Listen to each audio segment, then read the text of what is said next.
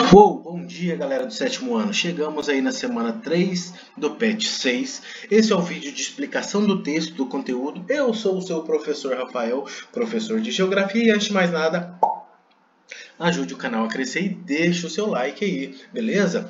Se precisar de alguma coisa, sabe onde me encontrar aí, não sabe? Então beleza, bora lá para explicação do conteúdo. A rede urbana brasileira. Opa, rede urbana? O que quer dizer isso?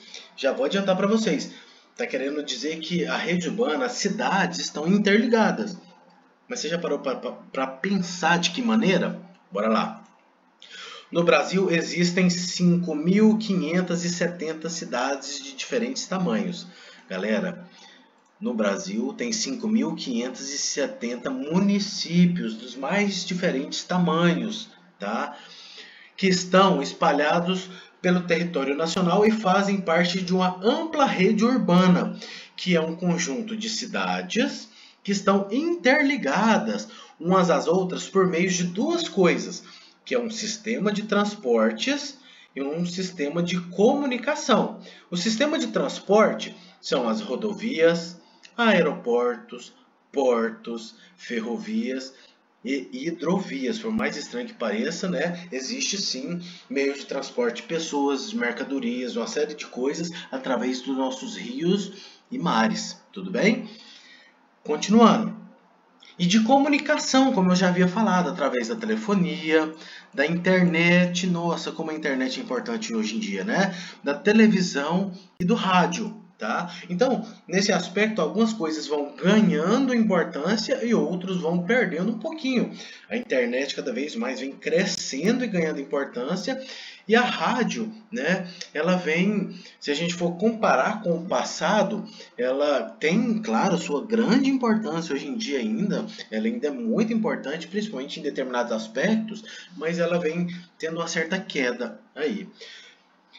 Continuando, pelos quais fluem pessoas, mercadorias e informações. Na rede urbana brasileira há uma hierarquia entre as cidades.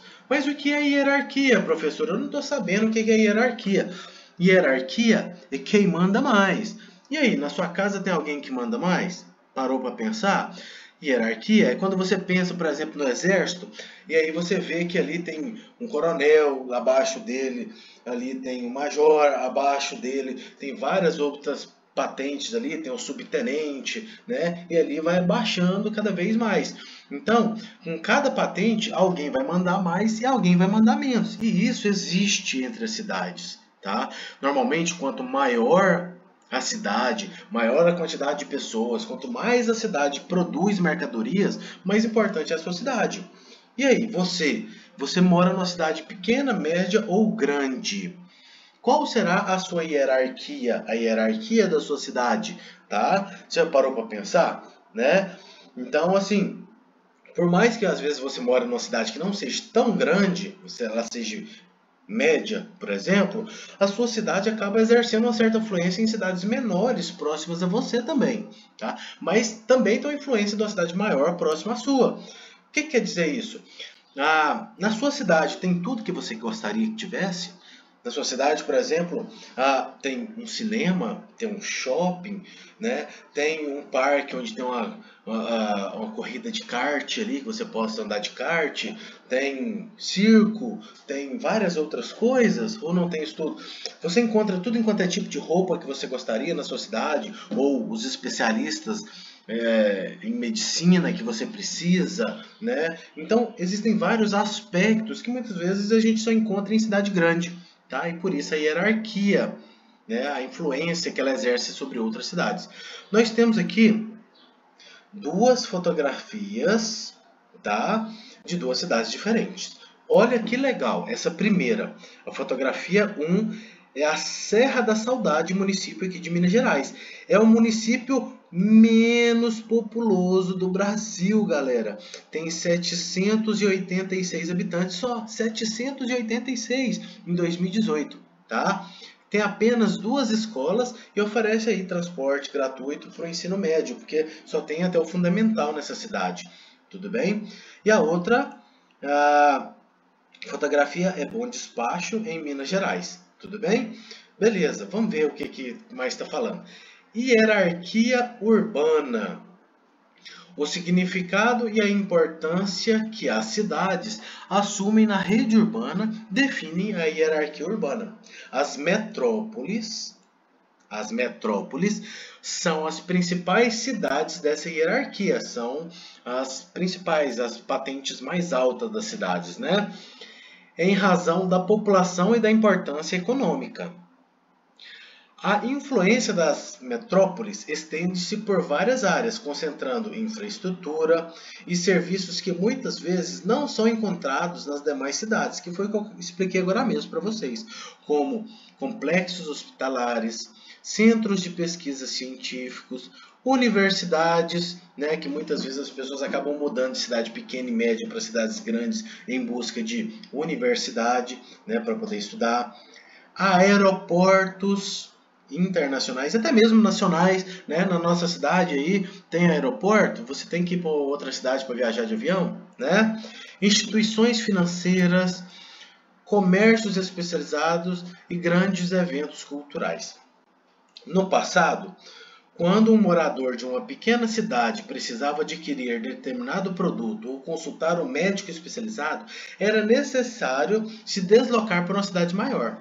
Caso não encontrasse nessa cidade os produtos ou os serviços procurados, tinha que seguir para uma cidade maior ainda, né? Atualmente, com o avanço dos meios de comunicação e transporte, a relação entre as cidades não acontece necessariamente conforme a hierarquia. Em geral, elas se relacionam uma com as outras por forma direta, qualquer que seja sua classificação. Um morador de uma pequena cidade pode, sem sair de casa, ter acesso a produtos e serviços por meio de lojas virtuais ou realizar operações bancárias, por exemplo, através da internet, né, galera? Hoje em dia, se você não encontra algo que você iria comprar, uma roupa, um livro, um videogame, algo legal que você queria, se não tem na sua cidade, você entra aí na internet e você consegue comprar pela internet. Então, antigamente, e quando eu digo antigamente, não muito tempo atrás, há 15 anos atrás, por exemplo, se as pessoas queriam alguma coisa, elas tinham que ir para outras cidades. Há 20 anos atrás, tinham que ir para outras cidades. Só que agora, com essa tecnologia, né, com esses meios de comunicação, a gente consegue comprar não só em outra cidade, mas em outro estado, e até mesmo em outro país. E sem sair de casa, o produto chega na nossa porta. Tá? A gente consegue transferir dinheiro, pagar conta, tá? E várias outras coisas. Hoje em dia você consegue até mesmo estudar, né, em casa aí, através aí da internet, não é verdade? É possível também morar em uma pequena cidade e se deslocar diariamente para os centros maiores para trabalhar ou estudar. Então tem muitas vezes que acontece isso, pessoas que moram em pequenas cidades e vão para os grandes centros para poder trabalhar e estudar, tudo bem? Nós temos aí mais imagens. A primeira imagem, a nossa capital aí, Belo Horizonte, é uma metrópole com uma população estimada de 2,5 milhões de habitantes, tudo bem? E nós temos na imagem 2, Divinópolis, Minas Gerais, é uma capital regional com uma população estimada em 236 mil habitantes em 2018. E exerce influência sobre cidades do entorno. Então, cada cidade vai exercendo, independente do seu tamanho, né, vai exercendo influência em cidades menores ao seu redor. Tudo bem? Continuando. Com o crescimento das cidades em direção à periferia, os territórios ocupados pelos municípios vizinhos se aproximam. O que está falando aqui, galera? Está falando que às vezes duas cidades são próximas, tá? São construídas próximas uma à outra. E essas cidades elas vão crescendo, vão aumentando o bairro, vão aumentando ruas, casas vão sendo construídas e cada vez mais as cidades vão se aproximando uma da outra, até chegar ao ponto em que uma cidade se encontra uma com a outra, elas se emendam uma com a outra. E aí você chega em determinado lugar de uma cidade em que tem uma avenida, por exemplo, e de um lado dessa avenida é uma cidade e do outro lado dessa avenida é outra cidade.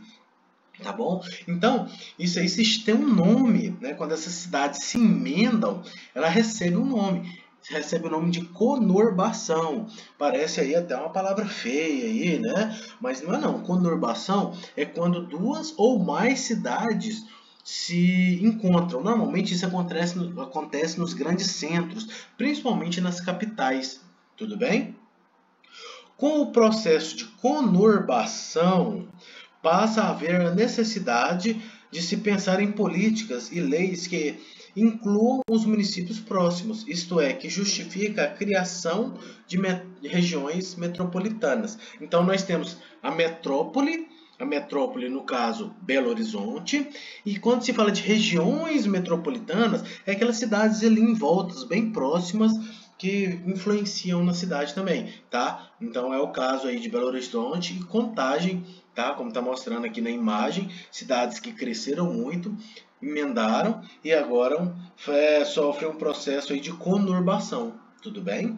Elas têm governos diferenciados, têm prefeitos, vereadores diferentes e ali existe um limite entre elas, tudo bem? Continuando. Cidades e espaços de desigualdade. Gente, as cidades, ela está repleta de desigualdade. E quando você vai observar determinado espaço dentro de uma cidade, observe. Quando a gente fala de determinado bairro, tem um bairro que é bem mais rico do que o outro. Tem um bairro que é bem mais afastado do outro do que um que fica no centro, né? Tem um bairro que tem bem mais mansões que outras casas. Tem bairros, por exemplo, que tem bem mais comércios. Não é verdade? Existem, não só bairros, existem escolas, por exemplo, que tem pessoas com melhores condições financeiras, né? Então, essa desigualdade social, né, que a gente chama muitas vezes de segregação. Quando a gente fala de segregação, a gente está falando de separação espacial entre as pessoas pela classe social, pela condição financeira dela, né? Está totalmente presente nas cidades, tá? Comparando os bairros centrais com os da periferia de grandes cidades brasileiras, podemos afirmar que há uma segregação socioespacial ou espacial, ou seja, uma separação das pessoas em relação à ocupação e ao uso do espaço. O acesso aos espaços mais valorizados ou menos valorizados da sociedade é determinado principalmente pela renda das pessoas. Então, você vai morar de acordo com a sua condição financeira, entendeu? O bairro que você mora normalmente é de acordo com quanto os seus pais, os seus avós, né, a herança que você recebeu. Tudo bem? Então isso aí está diretamente ligado ao capitalismo. A gente tem falado muito do capitalismo indiretamente, né? Mas vamos lá. Podemos dizer então que a segregação espacial é uma das faces da desigualdade social. Tá? Às vezes, olha a desigualdade social. Você chega nesses grandes centros, você chegou na cidade grande, né? Eu acho muito bom quando eu chego na cidade grande, de vez em quando você vê um prédio que tem uma estrutura muito diferente das outras, um prédio espelhado, sei lá, um prédio muito bonito, que você vê que foi muito caro construir aquele prédio, que moram só ali pessoas muito ricas, né? E aí, bem embaixo do prédio, você vê moradores de rua, né? Olha a desigualdade. Né? Olha como é diferente, né? Em um mesmo espaço, às vezes a gente encontra pessoas muito ricas e muito pobres, né? Isso aí é uma característica das cidades, principalmente dos grandes centros urbanos, tudo bem? Galera, valeu demais, tá? Pela participação, pela sua presença, tá? Adoro estar aqui com vocês, tudo bem? Antes de mais nada, deixe o seu like, se inscreva no canal do Professor Rafael, ajude o nosso canal a crescer, tudo bem? E até a próxima!